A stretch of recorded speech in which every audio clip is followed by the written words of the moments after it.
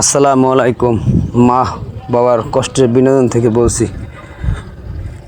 আমতলী থেকে বাড়ি চলে আসলাম।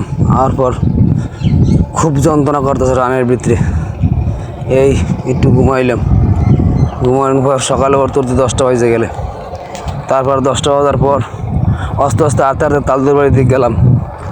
যাই দিয়ে সকাল তলদের পুষ্কুনির পাড়ে বসে রয়েছে। আমার দেখেই বন দাঁড়াইয়া আমার দিকে আগুইয়ে কয়, ভাই তুই কেমন আছো? আমি বললাম, না ভালো আছি, আপনি ভালো আছেন?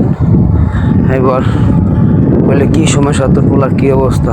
আমি তার কাছে কান্দে কইলাম, না এই অবস্থা, আমার খুব টাকার দরকার। বলে, ভাই আমার তো হাত খালি, আমার এখন টাকা পয়সা নাই।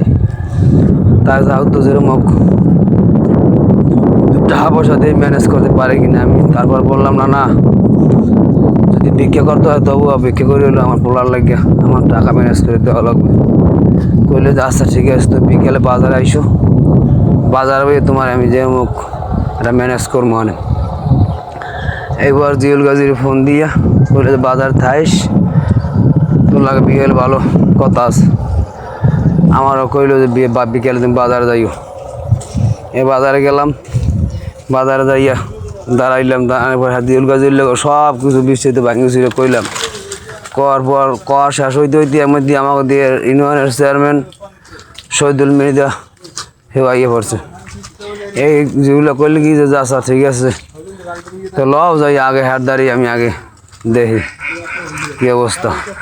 হাটদারে গেলাম, যাওয়ার পর সালাম দিয়ে কথা কইলাম, কওয়ার পর জিঙ্গিলাম। আমার জিঙ্গাইলে যে তুমি কেডা? আমি আবার সদনা এখন কথা কইলে না করার পর জিউল গাজী কইল যে আরে চেনেন না, ও তো সকাতক বাইরের পুকুরের বাইরে বাবু। এই আমিও বললাম যে আমি ওহিদুল, আমার আপনি চেনেন না। এই কথা কওয়ার পর কইলে, আল্লাহ বিফে যত দেয় আল্লাহরই দেয়, আল্লাহ গড়ে ফিরি দেয়। এ কওয়ার পর 500 টাকা উড়িয়ে তুলে দিল। দেওয়ার পর বাজারে জিউল গাজীর আমার বয় থুই, আমি তো অসুস্থ। এবার হারা দুইজনে মিললে টাকা তুললে হে দিলে 500 টাকা, আর জিউল গাজী দিল 500 টাকা, আর সকাল থেকে 1000 টাকা দিয়ে আমার করে বাড়ি যাও, আর আমি আসতেছি।